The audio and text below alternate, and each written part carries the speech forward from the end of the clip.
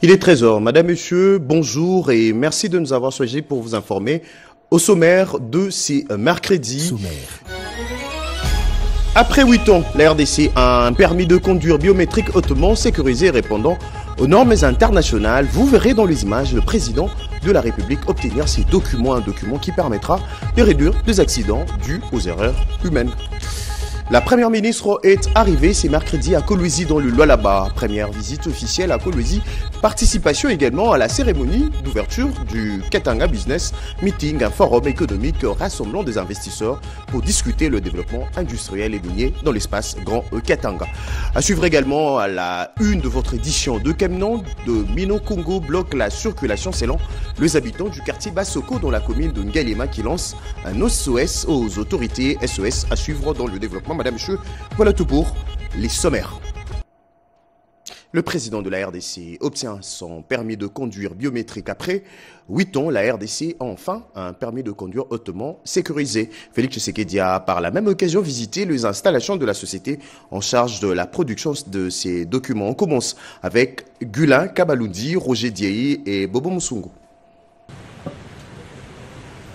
Au siège de la Commission nationale des délivrances des permis de conduire dans la commune de la Gombe, un requérant spécial a fait son entrée dans l'après-midi de ce mardi 13 mai 2025 pour l'obtention de son permis de conduire. Accueilli sur place par le vice-premier ministre, ministre des Transports, Voies de communication et désenclavement, le président de la République Félix Antoine Tshisekedi Tshilombo, premier citoyen du pays, est venu prêcher par l'exemple. Entouré de la première ministre et des quelques membres du gouvernement, le chef de l'État, guidé par les prestataires de la SPC, Société des permis de conduire, a respecté la procédure en 5 étapes définies par la CONADEP, Commission nationale des délivrances des permis de conduire. Il a avant tout retiré son formulaire devant lui permettre de passer les tests. Sur un écran tactile, il a réussi avec brio son test théorique en répondant à une série de questions.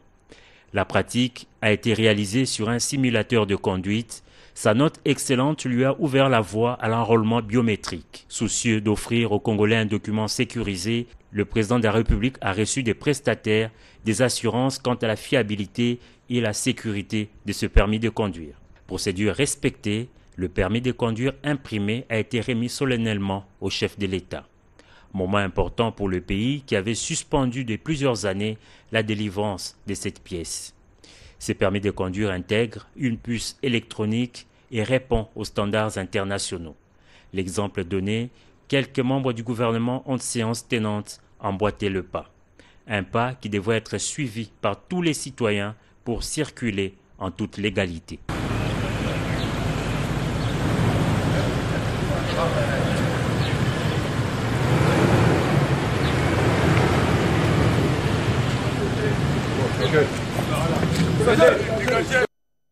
Je le disais à l'entame de cette édition, la première ministre de la RDC entame ce mercredi sa première visite officielle à Kolwezi. Une réunion du Conseil provincial de sécurité également inscrite à l'agenda de la chef du gouvernement. Elle participera à la cérémonie d'ouverture du Katanga Business Mining, un forum économique rassemblant des investisseurs pour discuter le développement industriel et minier dans l'espace Grand Katanga. Chimendondo Pompaoumba et Joe Patrick Kokou.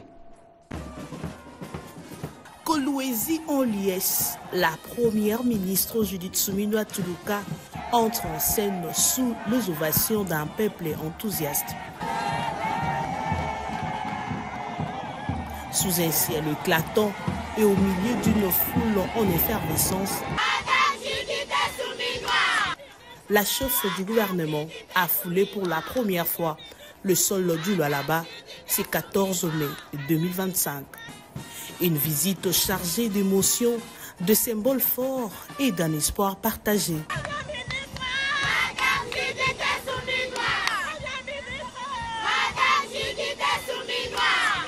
À son arrivée à l'aéroport de Kolwezi, elle a été accueillie par les autorités locales et diverses composantes de la société civile venues exprimer leur soutien à sa vision de développement. Honorée par un accueil militaire solennel en présence de la gouverneure Fifi Masuka Saini, la chef du gouvernement a communié avec la foule venue en nombre l'acclamer. Ces moments forts symbolisent l'adhésion de l'Alabé aux actions de son gouvernement en parfaite harmonie avec la vision du chef de l'État, Félix-Antoine Tshisekedi Tshilombo. Plusieurs voix de la société civile ont salué l'engagement de la première ministre, en particulier en faveur de l'inclusion de femmes et du développement local. La première journée de la chef de l'exécutif central est rythmée par des rencontres clés, de visites des infrastructures en construction et va se clôturer par sa participation à l'ouverture officielle du Katanga Business Meeting 2025.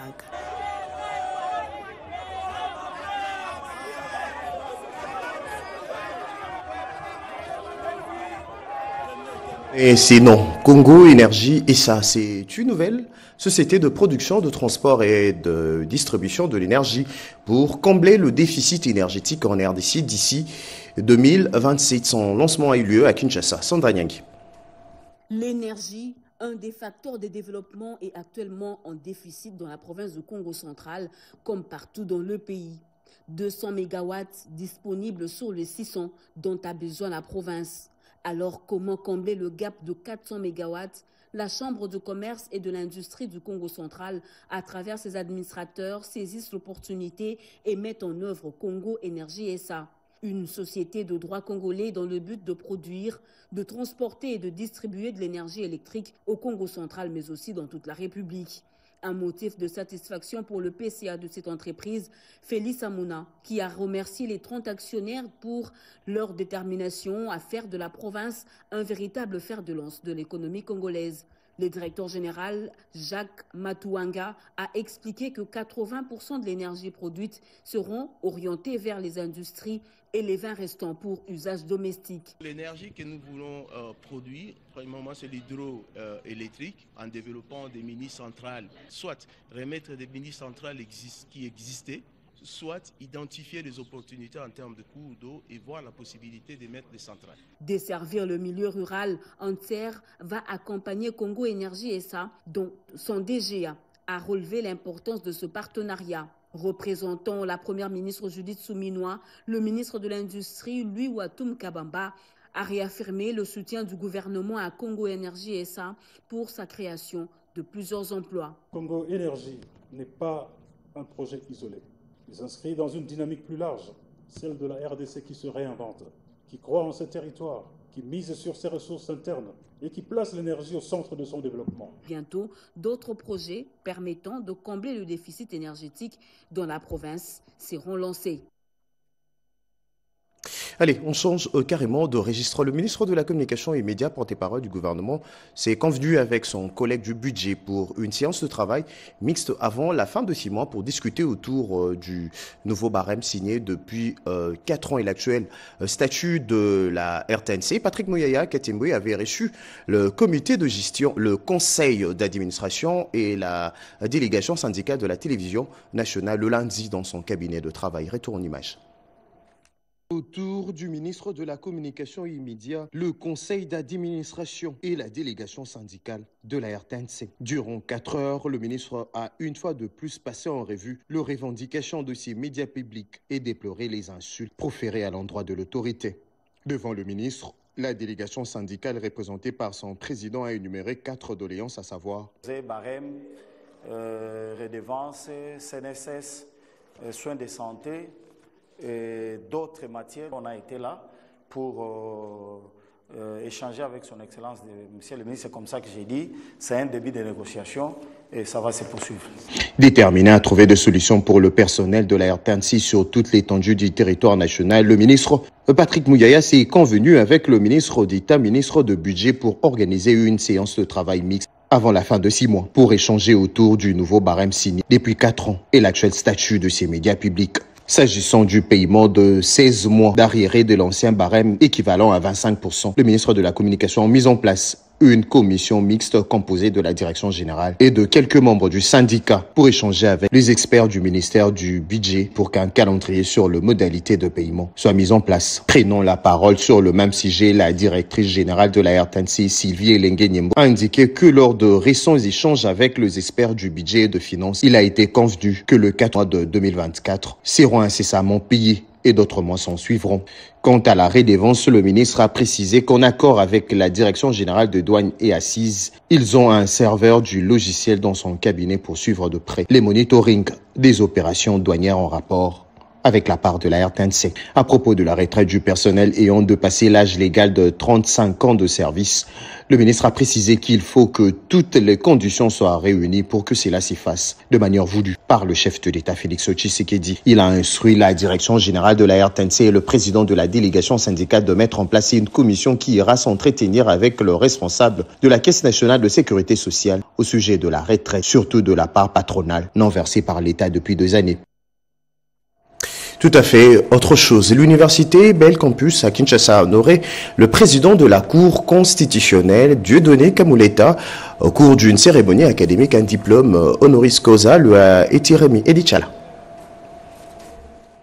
Dans une atmosphère empreinte de solennité et de fierté, l'université technologique Bell Campus a décerné lundi le titre prestigieux de docteur honoris causa à Dieudonné Kamuleta Badibanga, président de la Cour constitutionnelle et du Conseil supérieur de la magistrature de la République démocratique du Congo. La cérémonie s'est déroulée dans l'auditorium principal de l'université, situé sur la 8e rue à Limete, en présence d'un public nombreux, composé d'autorités académiques, politiques, judiciaires, étudiants, ainsi que les partenaires de l'institution. Dans son allocution, le recteur de Bell Campus, le professeur Jacques Sabiti Kiseta, a salué un homme de rigueur, de vision et de loyauté envers la Constitution.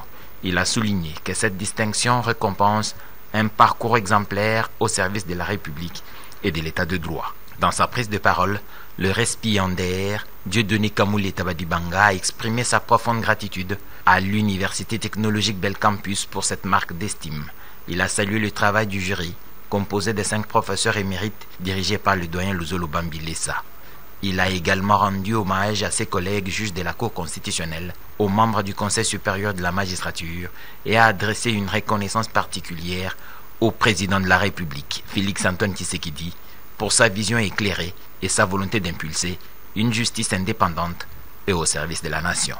Le moment fort de la cérémonie a été la remise solennelle de la touche, des insignes académiques et du diplôme sous les applaudissements nourris de l'Assemblée.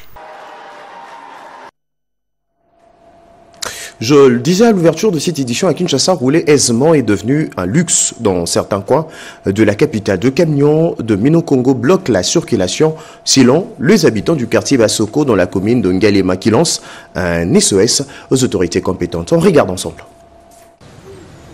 Nul n'est au-dessus de la loi. Assertion incomprise par certains usagers de la route.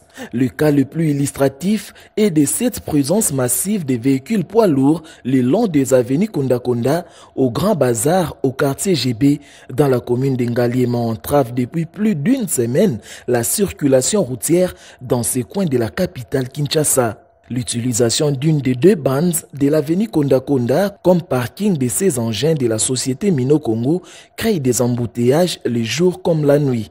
Un trajet de 15 minutes peut vous coûter plus de 2 heures, d'où les SOS de la population. Lorsque le véhicule que les remorques occupent une bande et d'autres remorques occupent une autre bande à côté, il n'y a qu'un petit conduit qui reste où le petit peuple se débrouille maintenant pour passer avec des véhicules, des voitures et des motos que vous êtes en train de voir ici. Donc la route est devenue pour cette société, n'est-ce pas, son garage.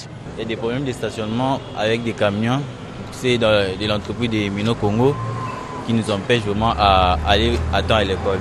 Au croisement des avenues Konda, Massamba et Oya, aux alentours de la société Mino-Congo, plus de 50 remorques stationnées depuis quelques semaines et occupent une bande sur cette avenue, à en croire la population qui déplore l'anarchie et le non-respect du règlement d'ordre public par cette entreprise. Les engins de cette société de farine se sont appropriés la chaussée comme zone de stationnement et la voie s'est rétrécie. Cette situation occasionne des embouteillages tout le jour durant plus d'une semaine. Nous invitons les autorités à intervenir. Les habitants de GB dénoncent cette invasion devenue récurrente qui rend difficile la circulation des transports en commun. Les embouteillages à Kinshasa relèvent aussi des problèmes comportementaux. Il faut que nous fassions un travail aussi là-dessus. De son côté, la société Mino Congo a rejeté sa responsabilité à en croire son chargé de communication, refusant de paraître. Pour lui, ces camions appartiennent à une autre société, pas à Mino Congo. Dans l'actualité également, le géomètre de la RDC ont fêté le 62e anniversaire de leur existence depuis 1963 en Ituri. Cette célébration a été marquée par une campagne de sensibilisation et conscientisation sur le rôle de géomètre dans la bonne gouvernance foncière, et une rencontre sportive a clôturé cette célébration. Junior Selemani. Le technicien verrait à la base de la mauvaise gestion de terre en Ituri, source de conflits de limites dans cette province en proie à l'insécurité, s'expose à des sanctions sévères. Mise en garde du conservateur de titre foncier de la circonscription de Bunia, Faustin Adjoku. C'était à l'occasion de la célébration de la journée nationale de géomètres dédiée le 13 mai de l'année. En cette journée, je ne jetterai pas seulement des fleurs aux géomètres, mais aussi il y en a qui sont des brebis galeuses. Mais nous profitons de cette journée pour dire que ceux qui ne marchent pas dans le droit chemin, nous sommes appelés à les redresser. En fait que tous nous soyons unis pour accompagner l'autorité provinciale à réaliser sa mission du développement de l'Ituri. Même message d'interpellation du directeur chef de service venu de Kinshasa, représentant la ministre d'État des Affaires foncières. Et on profite de cette occasion pour lancer un message interpellateur de ce technicien qui est un pilier principal dans la gestion foncière, qu'il abandonne les mauvaises habitudes, qu'il abandonne les antivaleurs et qu'il adopte toutes les qualités que doit revêtir un géomètre. Pour sa part, le conseiller du gouverneur en charge des ITPR a appelé le géomètre au respect de l'éthique et de la déontologie cadastrale. Il demande aux géomètres de respecter la déontologie cadastrale. Parce que les problèmes que nous traversons aujourd'hui en Ituri, c'est lié au foncier. Pour immortaliser cette célébration et sceller un lien d'amitié et de consolidation de la paix entre les agents, il s'est joué un match de football au terrain de Kindia entre la circonscription foncière de Bunia et celle de Djougou. Score final 3-2 en faveur de la circonscription foncière de Djougou. À Djougou, la restauration de l'autorité de l'État a permis l'installation de plus ou moins 14 chefs coutumiers par l'administration publique.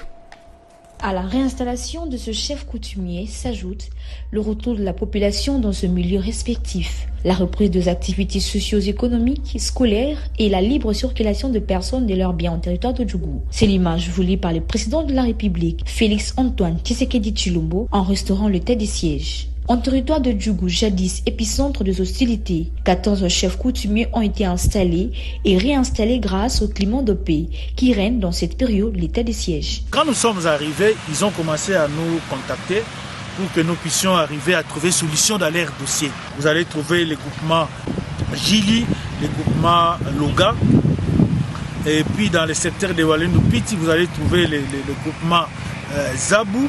Il y a eu encore d'autres groupements vers le secteur de Walendu-Djati. Et là, il y avait le groupement Beti, il y avait le groupement Chili.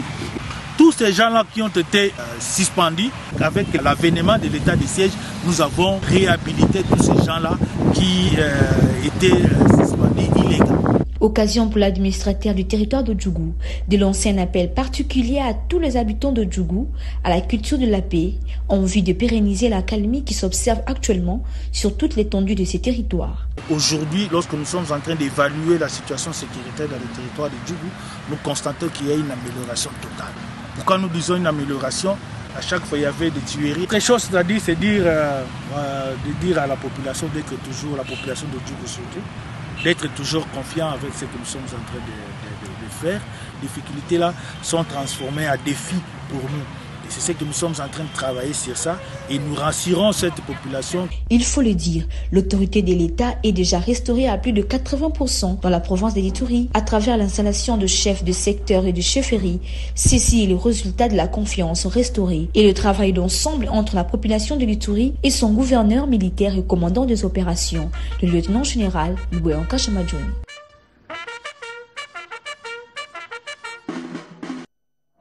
Vous allez corriger avec nous, ces 14 chefs coutumiers ont été installés par l'administration militaire. D'un chapitre à un autre, autonomisation de la femme de maraîchère d'une paroisse que nous allons découvrir en Richu de Zingran agricole pour leur autonomisation. Anastasie Doumbou. Un lot important des intrants agricoles tels que râteaux bêche et engrais chimiques, dont de la députée provinciale Norbertine Matanda, offert en signe de respect et de reconnaissance aux femmes veuves maraîchères d'Mbanzalemba et celles de la paroisse Sainte-Bernadette pour avoir bénéficié de leur soutien de représentation à l'Assemblée provinciale de Kinshasa. C'est une façon de les encourager à l'auto-prise en charge. Deuxième étape de sa tournée de générosité, la cité de l'église de réconciliation où un autre lot composé de pannes a été distribué aux femmes démunies dans une ambiance de solidarité et d'émotion pour les bénéficiaires. L'accueil chaleureux, la prière et des chants ont témoigné de leur profonde gratitude à l'endroit de l'honorable pour sa stratégie de proximité. La descente au marché Super Lemba était la boucle de cette ronde. Ici, elle a encouragé les femmes vendeuses à garder toujours espoir et l'amour réciproque des uns avec les autres.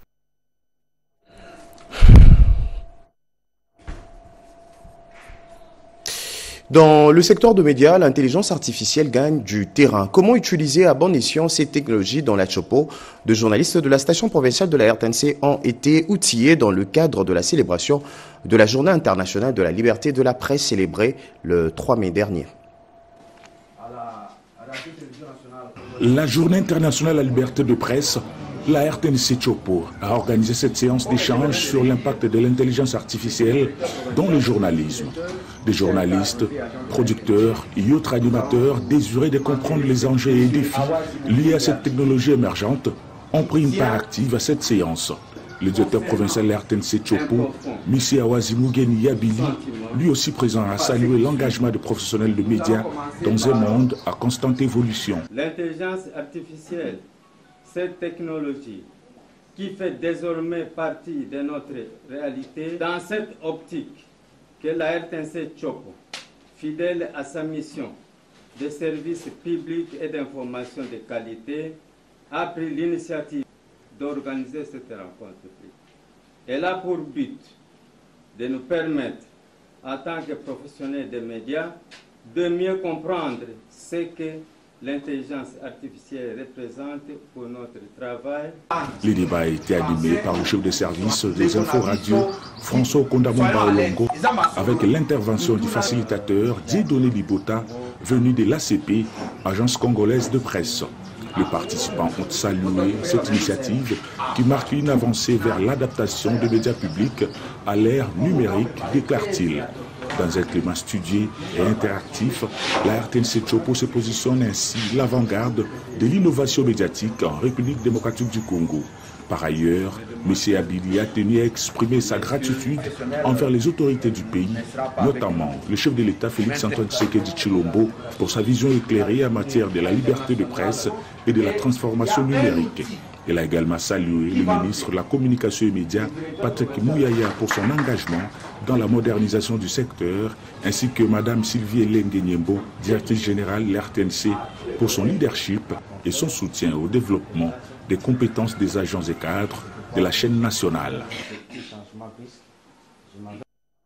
Et puis ces titres, le pasteur de différentes églises de l'ECC du Grand Équateur deviennent révérends. Le pourquoi avec Mimi Etaka. Cette cérémonie de haute portée qui a réuni les fidèles de la 37e ECC-KDC du district urbain de Mbandaka a connu la participation du couple gouvernoral Boloko Bolumbu et plusieurs autorités de la province, ainsi que différents pasteurs de la KDC du niveau provincial, national et ceux venus de l'intérieur de la province. Dans son homélie tirée du livre de Luc chapitre 11, versets 1 à 13, l'officiant du jour, le révérend pasteur Ilunga Numbi John, représentant national de la KDC, a exhorté les 26 pasteurs issus de différentes églises de l'ECC-KDC, nouvellement élevés au rang de révérends, de toujours se souvenir de leur mission en tant que ministre de Dieu. Dans son mot de circonstance, le gouverneur Boloko Bolumbu Bobo a encouragé ses serviteurs de Dieu à conduire à bon port les brebis dont ils ont la lourde responsabilité. L'occasion faisant le larron, le chef de l'exécutif provincial de l'Équateur a invité le fidèle de la KDC à se ranger derrière le chef de l'État, Félix Antoine Tshisekedi Tshilombo, qui ne ménage aucun effort pour ramener la paix à l'est de la RDC. Avant de les inviter à l'amour de la patrie, notons que ce culte d'ordination, célébré au temple de Gloire La Borne, a été agrémenté par l'union de chantres de la 37e KDC. En sport, 5 rencontres programmées, c'est mercredi 14 mai 2025 dans le cadre du championnat de la Lina Foot Illico Cash League dans sa phase de play-off. Le club reçoit la Simba au stade de Martyr. Le FC Tanganyika croisera Don Bosco à Lubumbashi. Les autres rencontres dans ces récits de Jason Basakissa. Avec toujours les mêmes intentions, faire un très bon match et avoir un bon résultat à la fin. Voilà l'état d'esprit. On est prêt pour en découdre avec l'équipe des Aigles du Congo. C'est l'état d'esprit. On joue tous nos concurrents. C'est l'état d'esprit. Vouloir à chaque fois gagner le match et de ne pas être rassasié à ce que vous avez fait par le passé, à savoir les matchs. Il y a une autre rencontre, c'est très important. Il faut essayer de l'aborder dans la plus belle des manières en termes du match, prendre les bons bouts, être présent, gagner tous nos duels. Ça va déterminer. C'est l'état d'esprit, c'est le mental qui va faire, je pense, la différence. Hormis toutes les qualités qu'on a, nous et nos adversaires. Les titres, moi je vous ai dit, les autres jouent pour les titres, nous on joue pour une place qualificative, je l'ai dit, je le répète encore. Et maintenant, jouer un match qui peut nous donner une place qualificative, il n'y a pas de fatigue. Il faut, les joueurs le savent, il faut vraiment se défoncer sur le terrain, être courageux, déterminé à faire un bon résultat. On va rencontrer Mani Magnon, une équipe qu'on a déjà rencontrée à 2 reprises cette saison, très bonne équipe, leader comme vous le dites. Nous on a perdu la semaine passée. Donc, ils ont pris cette première place, mais tout en ayant un match en plus que nous. Voilà, on a que de pouvoir essayer de gagner pour pouvoir avoir ce match en retard en notre faveur. On sait que ça va être un match compliqué, on sait que ça va être un match engagé, comme celui qu'on a joué, les deux qu'on a joué à la phase classique. On est prêt pour le match, comme eux, ils sont prêts pour le match. Les équipes qui ont estimé pouvoir se renforcer, c'est peut-être des équipes qui ont estimé qu'il fallait des renforts pour pouvoir atteindre un certain objectif. À ce que je sache, à l'heure actuelle, les 2 équipes qui se sont pas renforcées, c'est Maniema Union et les Aigles du Congo, les 2 sont en tête du championnat. Maintenant, si vous nous dites que nous, on a tort, je vous dirais qu'il y a certains qui sont renforcés, qui ne sont pas en tête du championnat. C'est vrai qu'on a peut-être besoin de se renforcer, mais je vous avais dit aussi, quel est ce joueur qui va arriver maintenant, qui va rentrer dans la philosophie de l'équipe en sachant qu'on joue tous les 2 jours. Avis aux membres du Conseil économique et social, il est demandé à tous les membres du Conseil économique et social investis par ordonnance présidentielle numéro 25/188 du 28 mars 2025 de s'y présenter au cabinet du président de la République au Palais de la Nation de la commune de la Gombe le vendredi 16 mai 2025 à partir de 10h, heure locale, en vue de la notification de la dite ordonnance. Les intéressés sont priés de s'émunir d'une pièce d'identité valide. Les dispositions relatives à leur accès au Palais de la Nation seront assurées par le service du protocole fait à Kinshasa le 14 mai 2025, la direction du cabinet. La sélection de journaux paru ce mercredi avec Jean-Pierre Ndolo au Démazon.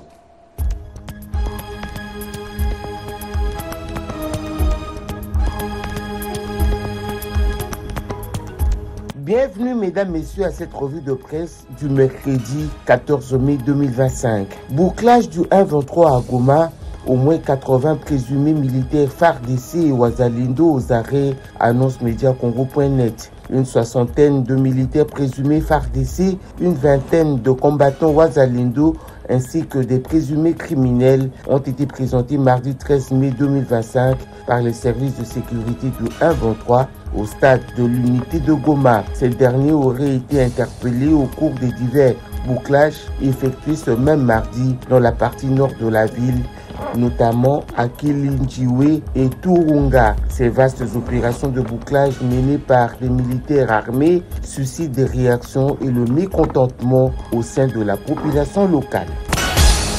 Fizi, Sud Kivu, le bilan des inondations à Kasaba s'alourdit à 114 morts, révèle le quotidien. Le village de Kasaba, dans le territoire de Fizi, vit l'une des pires tragédies de son histoire. Selon Akili Bernard Cosmos, chef du secteur de Nganja, le bilan humain des inondations ne cesse de grimper, atteignant 114 morts. Les pluies incessantes qui continuent de s'abattre sur la région rendent les recherches presque impossibles. Les équipes de secours épuisées peinent à progresser dans les zones envahies par des coulées de boue où reposent encore de nombreuses personnes disparues. À Kigali, la compagnie nationale d'aviation secouée par la fermeture de l'espace aérien RD congolais, les déboires de Rwandair après des sanctions de Kinshasa, rapporte Africa News RDC.com. La fermeture de l'espace aérien RD congolais aux avions immatriculés ou opérant au Rwanda a causé d'énormes déboires à Rwandair, la compagnie nationale rwandaise d'aviation. Sa directrice générale Yvonne Manzi a avoué que l'entreprise est sérieusement handicapée par cette mesure de Kinshasa prise en février pour riposter contre le soutien avéré du pays de Kagame aux rebelles du 1-23. Kinshasa, un serviteur de Dieu succombe à la foudre sur le site de prière de Manguinguingue, titre info27.cd. Le décès de Moïse Senga, jeune prédicateur congolais frappé par la foudre lors d'une retraite spirituelle à Manguinguingue, interpelle autant qu'il émeut. Ce drame met en lumière les risques liés à une ferveur religieuse vécue sans encadrement ni sécurité, d'après le premier témoignage relayé notamment par le journaliste Steve Mbouyi sur les réseaux sociaux. Le serviteur de Dieu aurait été foudroyé alors qu'il participait à une retraite spirituelle de 3 jours. À toutes et à tous, merci de nous avoir suivis. L'actualité reste en continu en français, en lingala, en swahili, en chuluba, en kikongo sur la RTNC, la RTNC.cd. N'hésitez surtout pas à nous visiter sur notre page Facebook. À toutes et à tous, bonne journée.